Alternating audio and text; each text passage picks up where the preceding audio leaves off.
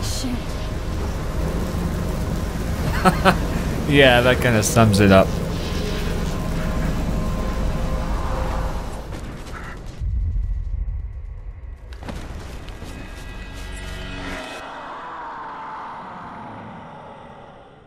Welcome, ladies and gentlemen, I am SocioPsycho, and this is Mob Reviews, and today we're going to be taking a look at Life is Strange. This is created by Don T. Don Entertainment, available for PC. It is a movie-esque adventure, story-led game. Some companies are choosing to go in the adventure aspect in a movie format, which I don't exactly agree with. But that is a conversation for another time. What we'll be asking here today is how well is the game, as it is broken up into 5 different chapters. Each one of these chapters will be released in between 2 to 3 months, give or take a little bit more or less, before they're released. So they're really hoping that the story draws you in enough to maintain your value to want to play further down the line. Now on the Steam page, you do have the availability to buy all 5 chapters access for a discount price versus buying them individually, which would cost more.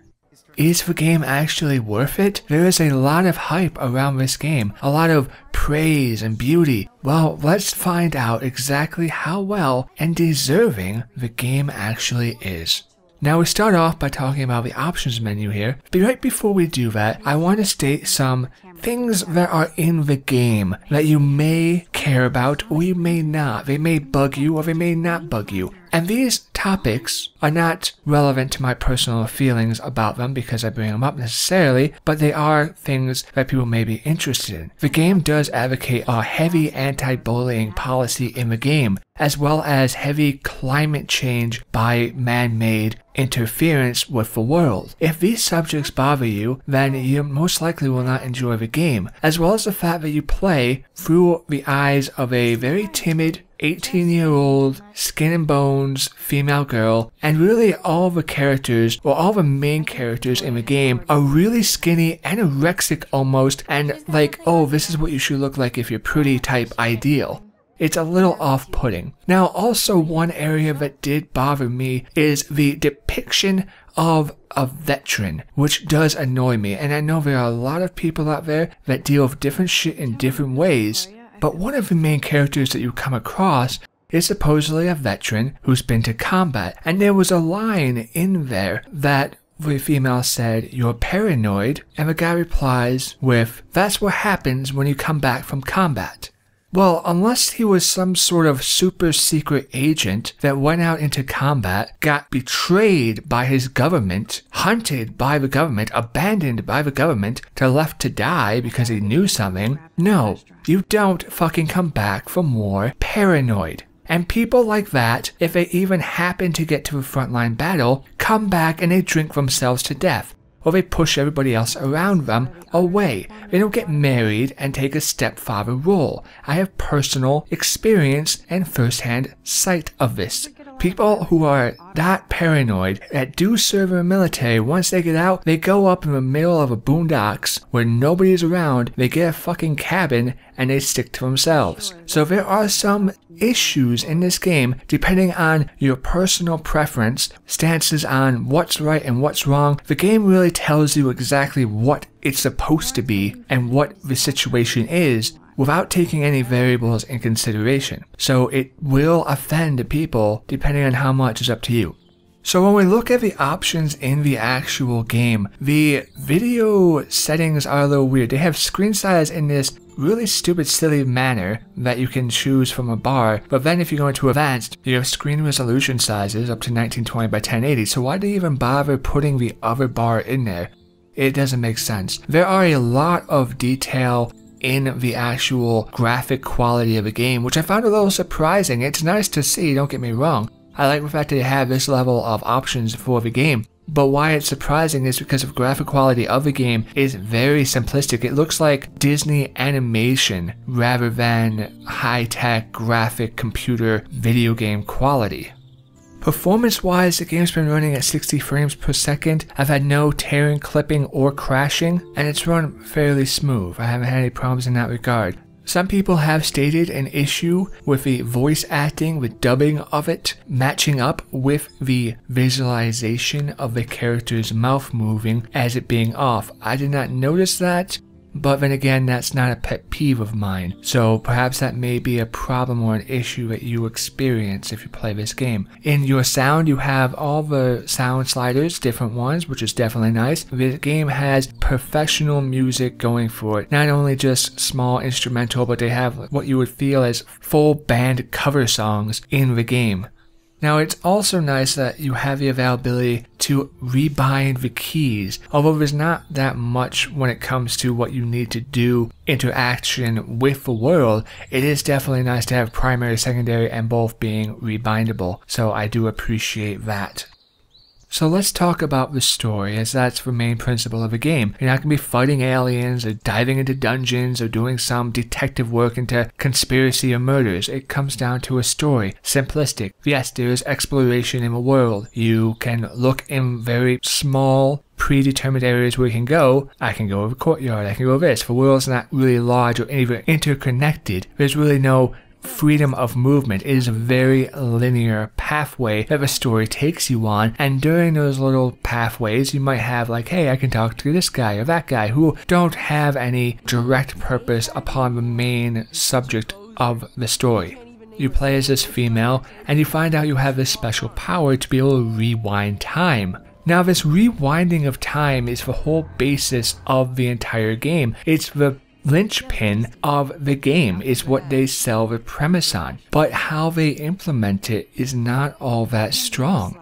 You have a game that really prides itself on having an enriched story, an amazing atmosphere that you can change up, and you can redirect your path depending on what you tried the first time. So if we go and we talk to somebody and they say, oh, well, I don't want to talk to you because you can't even answer this simple question, and they give you the answer while dissing you, you rewind time, and you give them the answer. Okay, that's cool, I get that. That is a correct integration of the ability. You're saying that if I use this ability, I'll be able to get past an area where I previously couldn't. But whenever it comes to an actual main story plot in the game, it fails. There is, in the very beginning, where you realize you have this power. You're in the bathroom, and a young girl is shot while you're hiding in a stall. When this happens, you have the availability to sound the alarm, and you have to wind back time to be able to do so. But it forces you to have to do so. The very premise of the game is you have this rewind capability, but it only takes root when you have a dialogue option, not an actual event. When you talk to somebody, yes, you may be able to choose a different outcome by backing up. But when it comes to an actual event, everything is so scripted for you, everything is so linear, that if I decide to let her die, the story's not going to go forward. And I understand that. I do. I get to a point. Because if I say, okay, this character that's going to die is a huge part of the story, so I have to save her.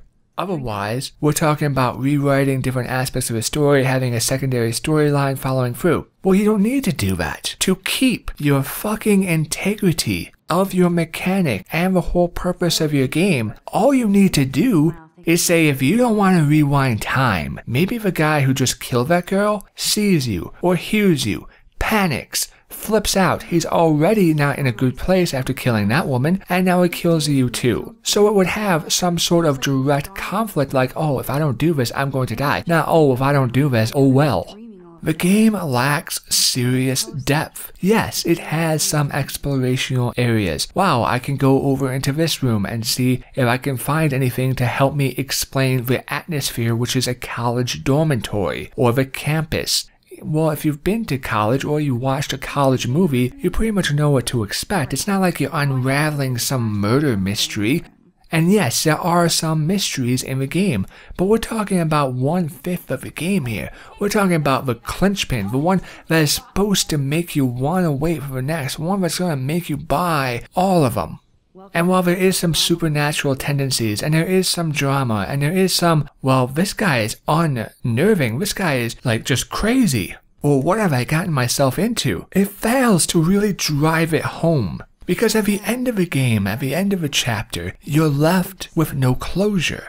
yes, you're willing to play the second one, but it has the same effect as if you're playing a game and you're like, oh, I'm totally into this game, it's so awesome, it's so amazing, and then your power goes out because of a lightning storm or some variation, and you lose everything, and you're like, really? The only difference is that losing of everything, that lack of closure, the immediate abruptness of where it stops, is the ending of chapter 1. So at the end of the day, what do we end up with? We end up with a story which may be enjoyable, but because of how bogged down it is, because you don't have any actual capability to change your outcomes or even have a secondary outcome happen when it comes to the major events that portray the forward momentum of the story. So the only thing that you can fucking do is, wow, I can backtrack to a conversation and pick the other choice I didn't this time. Well, that's not anything new. PC has had that capability for a long ass time. It's called quick save and quick load. Oh, I want to experience this a different way. Maybe I'll replay the game, or maybe I'll load a quick save back up. So having your strongest mechanic being the back pace of time warp, being only tied down to conversational, having no depth or intertying into the story and the events that directly mandate the proceeding forward of the game, is just badly done. The game is very linear in all respects. You come up to a situation and it's not, hey, is there another way to bypass this? No, you have to go through it. There is no getting around somebody. You have to have a confrontation. If all 5 episodes were out, would I recommend it? Yes, because the game has a decent story. The base story may be good enough to worthy a one-time playthrough. The issue arises when you actually want to go back and make different changes, because say right now all 5 were out, which they are not. But if they were and you played through the entire game and you're like, wow, that was pretty impressive, I'm going to go back again from the beginning and do it completely different this time through. You will have to listen to every single conversation, watch every single cinematic clip again. It is just mind-bogglingly annoying. Is the voice acting in it done good? Yeah, it is.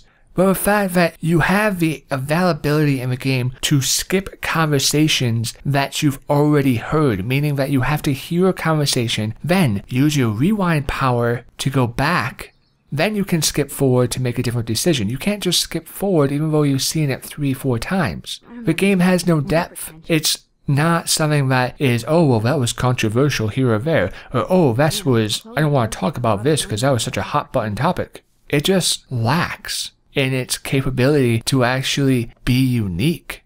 So ladies and gentlemen, if you really like this style of gameplay, if you really enjoy something like this, then who am I to stop you? But you can get the exact same experience that this game has to offer by watching a YouTuber do a Let's Play on it. It's not impressive. And it's more like watching a TV show anyways to begin with, rather than playing a game. It's not entertaining. It may be like, oh wow, that was a cool story, but it's not good gameplay. So no, I cannot recommend this game. Simple as that. Thank you ladies and gentlemen for listening, for having SocioPsycho and Mob Reviews, and I'll see you next time.